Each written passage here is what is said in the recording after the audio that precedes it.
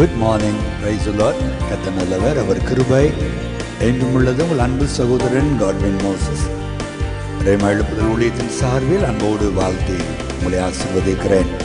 கர்த்தருடைய நாமம் மகிமைப்படுவதாக. ஆமென், ஆமென், ஆமென். தாயின் வயிற்றில் தோன்றின நாள் முதல் என்னை ஏந்தி சுமந்து காத்த தேவனே, உள்ளம் கைகளில் என்னை வரைந்து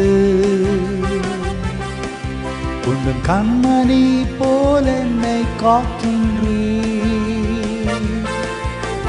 தாயின் வயிற்றில் தோன்றின நாள் முதல் என்னை ஏந்தி சுமந்து காத்த தேவனே, உன் உள்ளம் கைகளில் என்னை வரைந்து உன் கண்மணி போல் என்னை காக்கின்றீர். மறவே மறவே நீ செய்த நன்மைகள், துதிப்பேன் துதிப்பேன் என் முழு இதயத்தோடு.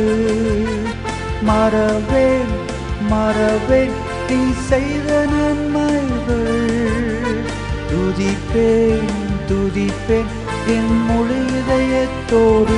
என் கர்த்தர் நல்லவர், மிக மிக நல்லவர், என்னை விசாரிக்கும் நல் தகப்பனவர்.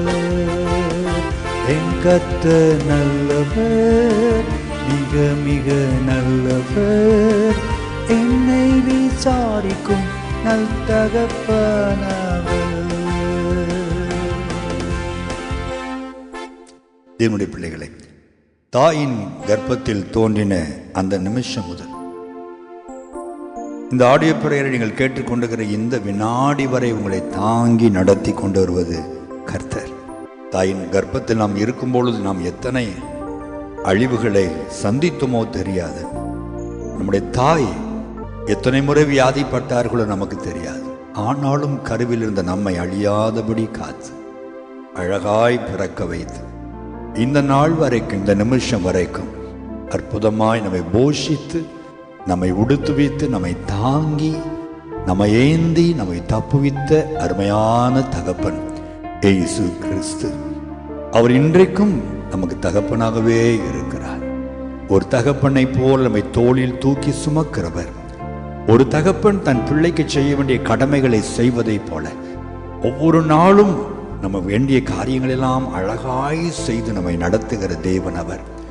இந்த பாடலில் அழகான ஒரு வார்த்தை, எனக்கு ரொம்ப பிடித்த ஒரு வார்த்தை, நம்மை விசாரிக்கும் தேவன் அவர். உங்களை விசாரிக்க ஒருவர் உண்டு. அநேகர் சொல்வார்கள், சாப்பிட்டியா என்று கேட்க கூட எனக்கு யாருமே இல்லை பிரதர், நல்லா இருக்கியான் என்று கேட்க கூட எனக்கு யாரும் இல்லை, அனாதை போல நான் இருக்கிறேன் என்று சொல்லலாம். இல்லை பிரியமானவர்களே, ஒருபோதும் அப்படி சொல்லாதிருங்கள். உங்களை அழகாய் விசாரிக்கிற ஒரு தெய்வம் உண்டு. அவர் இயேசு கிறிஸ்து. பூமியில் அவர் வாழ்ந்த பொழுது வியாதிப்பட்ட மக்களை, கஷ்டப்பட்ட மக்களை எல்லாம் தேடி சென்று விசாரித்த ஆண்டவர். பர்திமேயு என்ற ஒரு குருடன் அவரை பார்த்து, ஆண்டவரே என்று அழைத்த பொழுது அன்போடு அருகில் சென்று, நான் உனக்கு என்ன செய்ய வேண்டும் என்று இருக்கிறாய் என்று அன்போடு விசாரித்தார். அன்னைக்கு மகதலேனா மரியாள் இயேசுவின் கல்லறை அண்டை நின்று, ஐயோ இயேசுவின் சரீரத்தை காணவில்லை என்று அழுத பொழுது இயேசு அங்கு தோன்றி கேட்கிறார், ஸ்திரீயே ஏன் அழுகிறாய், யாரை தேடுகிறாய் என்று விசாரித்த ஆண்டவர்.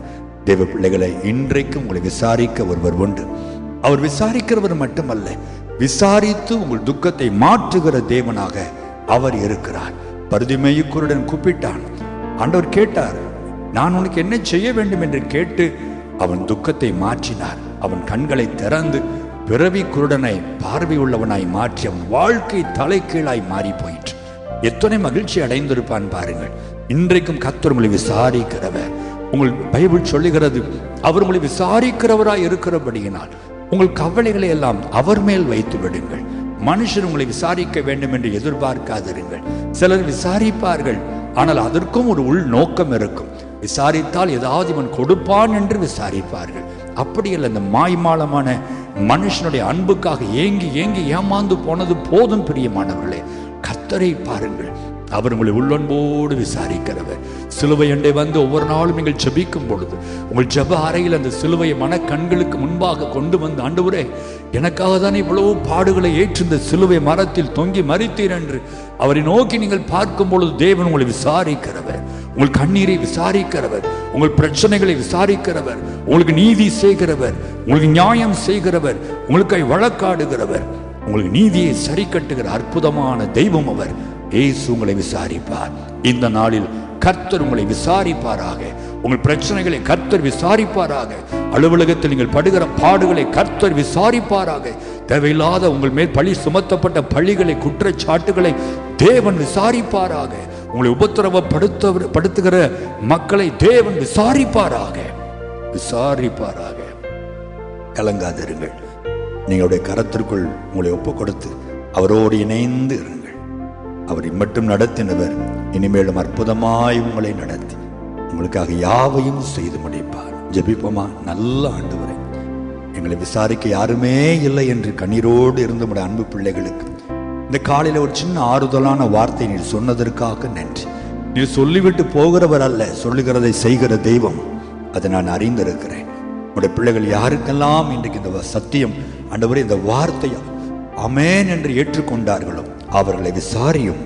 உடைய பிரச்சனைகளை விசாரியும், உடைய ஏக்கங்களை விசாரியும், உடைய விருப்பங்களை விசாரித்து கொடுத்து திருப்திப்படுத்தும், சந்தோஷப்படுத்து, மகிழ்ச்சியாக்கும். நீர் இப்படி செய்கிற அன்புக்காக உமக்கு நன்றி. இயேசுவின் நாமத்தில் ஜெபிக்கிறோம் நல்ல பிதாவே. ஆமென், ஆமென், ஆமென். God bless you.